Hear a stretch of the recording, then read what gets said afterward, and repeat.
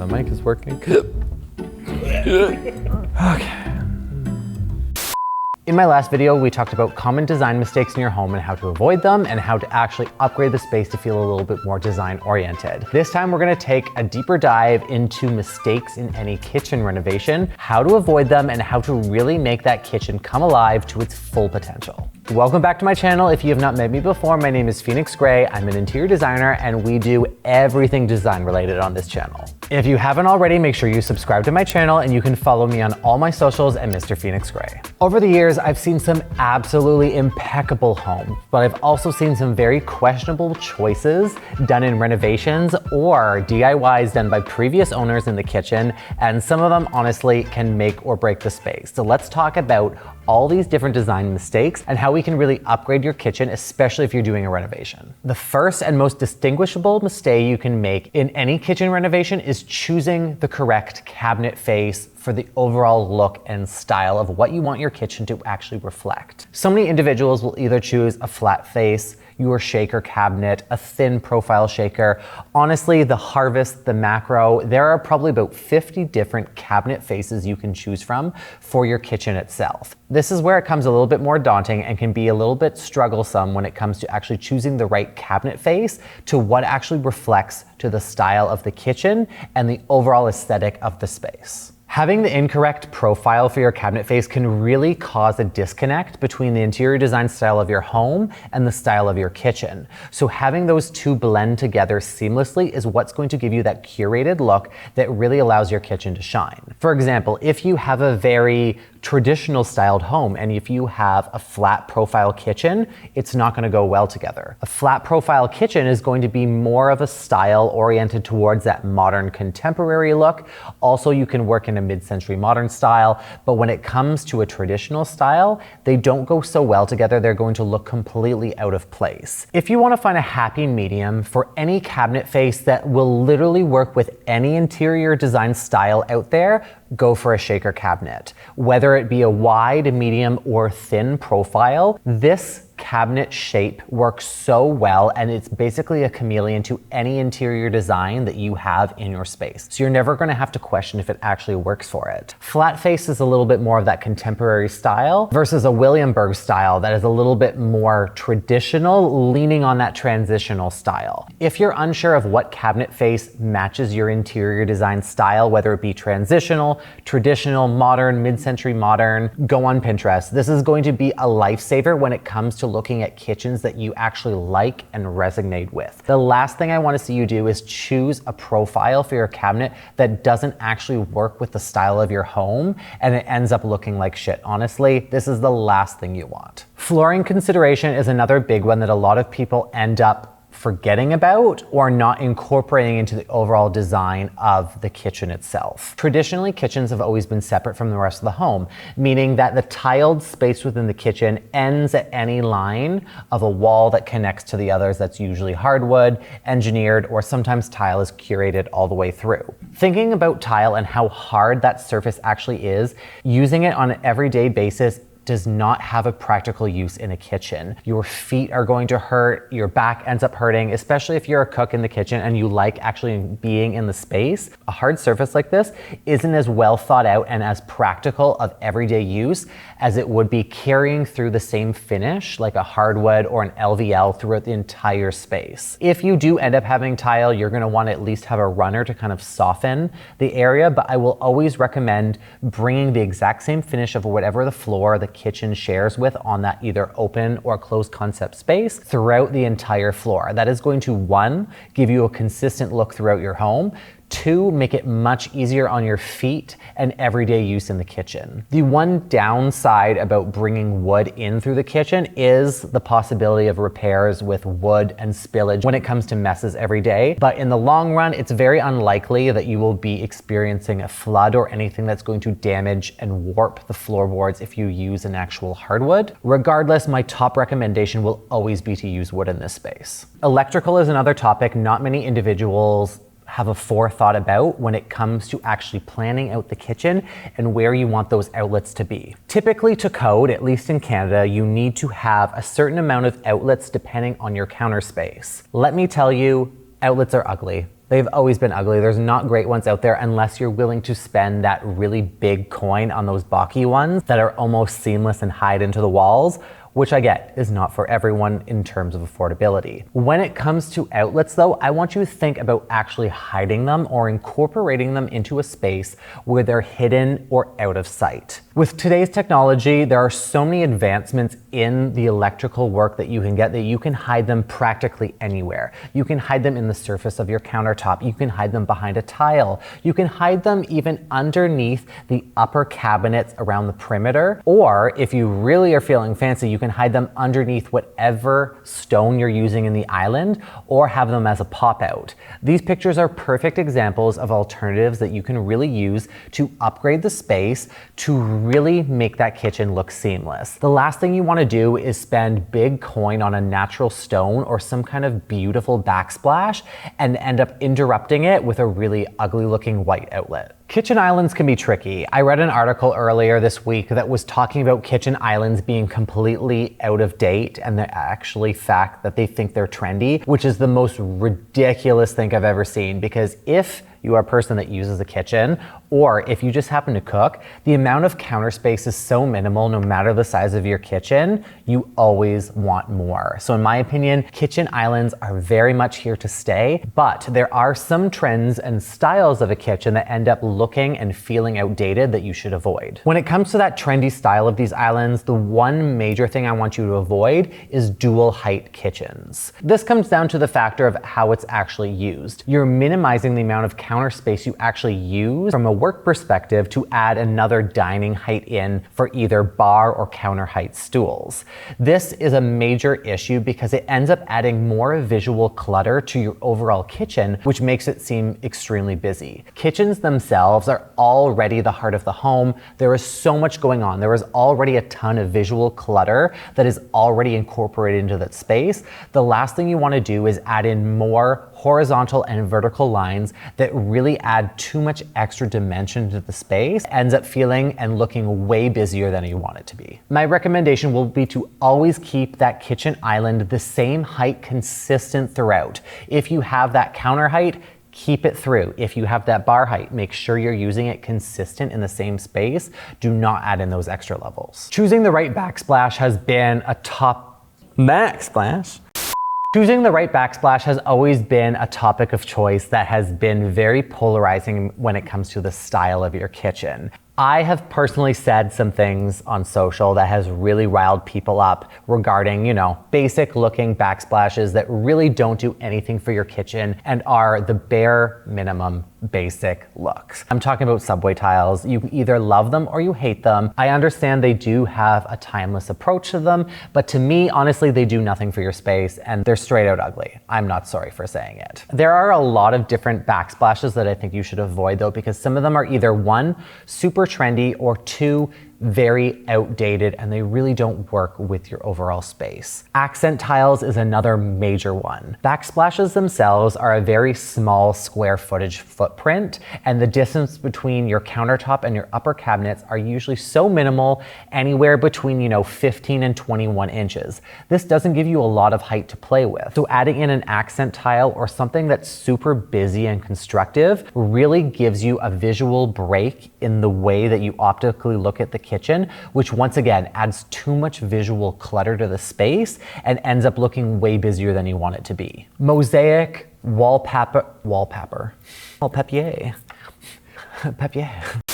Zilliga tiles, wallpaper, and even those glass mosaics are other ones that what I want you to avoid because, like I said before, they're way too busy, but I also want you to think about the approach of the practical use and how they actually are worn throughout the kitchen themselves. When it comes to everyday cleaning, are you cooking a lot? Are you getting splashback on that backsplash? You want to make sure that either those tiles or that surface is easily cleanable. If you're doing a Zilliga tile, those ones are so uneven, which are beautiful, and they can give a really unique and personal look to your space. When it comes to practical use, those Zilliga tiles are so uneven, and then when you're actually cleaning them, they're harder than they actually look, and you're going to get grime buildup on them on a regular basis. So think about it from a usable perspective of how you're cleaning it and how it actually works in the space, and if the tile style works with the overall kitchen design. My top recommendation, once again, is another polarizing one, will be to continue the same counter finish you have up the backsplash. One, this is going to give you a completely seamless look, and two, visually, it's going to make it look like your countertops are actually larger than they already are. Having that same surface that is horizontal carry up vertical, one, also allows for so much ease of access to everything available there, but also cleaning is an absolute breeze. And if you're an average person that doesn't have a cleaning person to come in and clean, trust me, it's going to make a world of difference here. The major three key terms I want you to take away from this are ambient, accent, and task.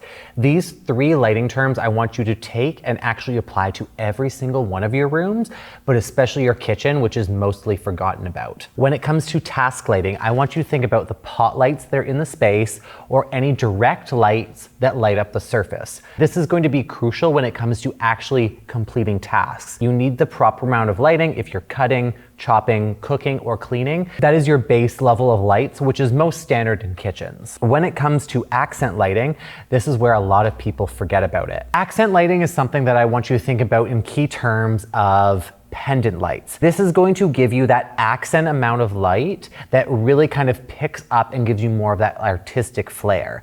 Although these lights don't actually give you amount of light on a surface, they're just there to actually give you that extra visual interest that gives you more depth and dimension in a space. In terms of ambient lighting, I want you to think of almost like an accent, but lights that pick up in other areas of the kitchen itself. So I'm talking about hidden LED strips if it needs to be underneath the upper cabinets, or if they're just hidden lights within the actual pantry or cabinets themselves. Ambient lights are there to add an additional amount of glow that really don't give you a direct light, but once again, pick on that ambient side to really give you more depth and dimension in a space that really allows you to differentiate between the accent, task, and ambient light. Three of these is what you need in every space, especially in a kitchen, which a lot of people forget about. So just keep that in mind for any kitchen renovation, that you want to have those three terms that pick up for lighting that really creates dimension and depth in the space. The biggest cardinal sin when it comes to your kitchen renovation is not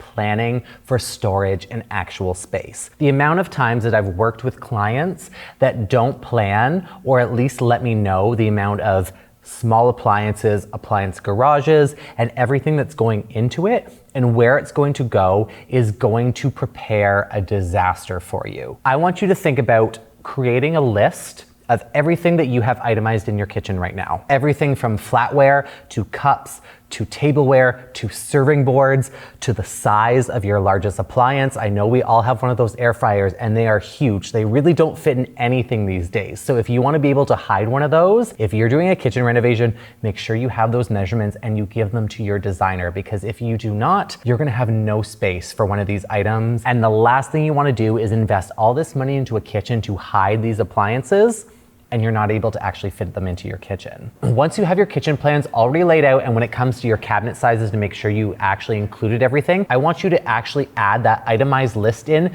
to every cabinet face. Look at the elevations and the plans and start putting in exactly where these items are gonna go, because this is going to save you so much time and energy when it comes to actually completing the kitchen. You're gonna know where everything is gonna go. You're not gonna be spending all your time trying to reorganize everything because you've already planned for this. Choosing the wrong appliances is another big mistake that I see individuals do when they're actually renovating their kitchen. With the way that technology has advanced, we all see these beautiful flat screens on front of fridges or panel ready, and everything is very daunting when it comes to choosing these appliances and what actually works for your kitchen. If you're going through this renovation, I want you to start thinking about items that, one, how long they're going to last, two, how trendy they are, and three, the color that's incorporated into the actual appliance themselves. Lots of the appliances, they usually have a very short shelf life when they come out.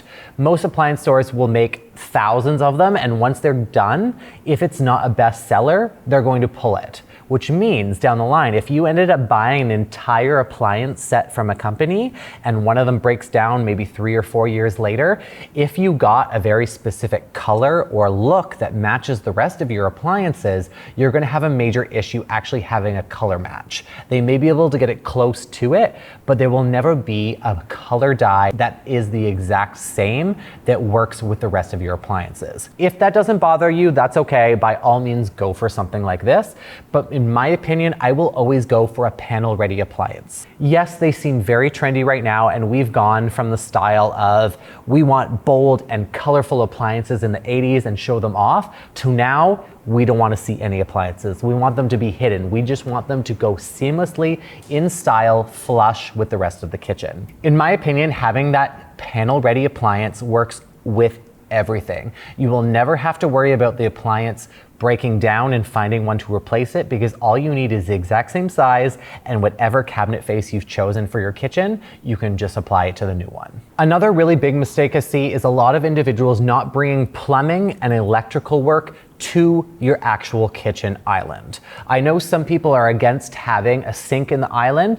I find having that prep space really helps utilize the amount of counter space you have to really make it work with your kitchen. Bringing plumbing and electrical to your island in any renovation typically requires removing the floorboards and any joists to bringing them from any wall into the middle of your unit or house, wherever that island is placed.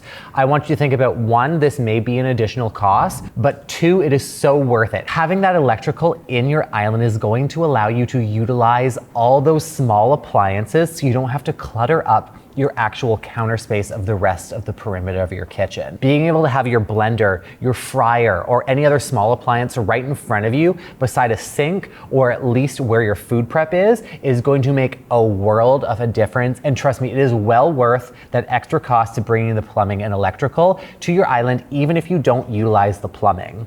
The amount of times that I've seen any renovation of individuals wanting to bring a cooler or a small mini fridge into your island, this is the perfect opportunity to do it. Last mistake I see is a lot of individuals choosing very trendy items for any kitchen renovation. I've said this before and I will say it again. Trendy kitchens go out of style so quickly. Because you're using this space every single day and multiple times a day, I want you to think about a timeless approach of finishes and items that really work with the overall design aesthetic of your space. I only said it once in this video though. You can't say design aesthetic. That makes no sense. Okay. But those two are the exact same thing. A really trendy finish right now that I'm seeing a lot of is onyx and having it backlit. Onyx is an absolutely beautiful, unmatched natural stone, which has so many different capabilities for its use. Having it backlit like this gives me the exact same vibes as a 70s hotel bar, which I guess can be a look if that's what you're going for, but you're gonna be sick of it so quickly. If you have that option to backlight something like this, once again, it's so trendy, it's going to be out of style so quickly, and you're gonna end up hating it in the long run. So always remember, when you're choosing any finishes for your kitchen, the style should match the timeless qualities of your architectural home. Keep in mind, this is just my professional and personal opinion, but I have seen so many individuals make mistakes when they're doing a kitchen renovation. This is me telling you, save the time, save the energy, and all of the issues that arise with any kitchen renovation, because I know, trust me, there are thousands of issues that will come up. These are only a few surface level ones that, trust me, are worth investing in and actually looking into making your kitchen more unique and more functional for you and how you use it. That's it for this video, and make sure to like and subscribe. And if you're not already, you can follow me on all my socials at Mr. Phoenix Gray. And if you're ever questioning yourself, just think, what would Design Daddy do? Booyah!